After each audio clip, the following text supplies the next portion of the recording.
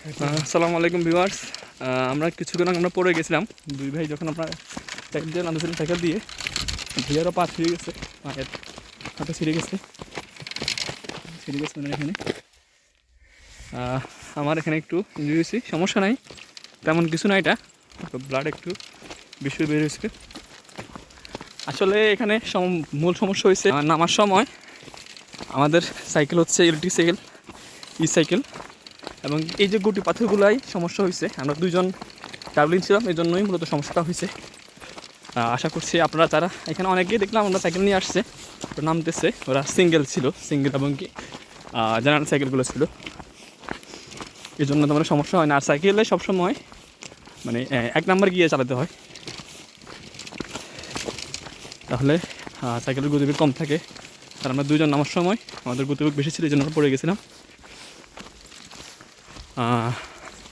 সারাদিন অনেক সুন্দর ছিল, সারা বিকালটা। দিন শেষে একটু ইনজুরি হতে হলো, তবুও আলহামদুলিল্লাহ সৃষ্টিকর্তার কাছে, আল্লাহ রাব্বুল আলামিন আমাদেরকে বড় ধরনের কোনো ক্ষতি করা নাই। আমার মুখের উপর হওয়াতে একটু বেশি দেখা যাচ্ছে,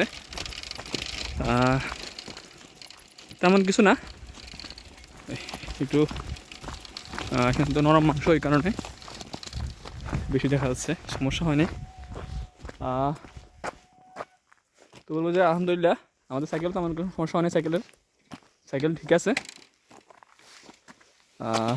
সমস্যা হচ্ছে মনে হয়েছে ভাইয়া, মনে হচ্ছে ও সাইকেল চেন পড়ে গেছে, চেন পড়ে গেছে আমাদের। তো ঠিক আছে ভিউয়ার্স, আপনারা যারা হাইকিংয়ে আসবেন সাইকেল নিয়ে আসবেন, বাট একটু সতর্ক থাকবেন যেন এই ধরনের কোনো পরিস্থিতি না পড়তে হয় আমাদের।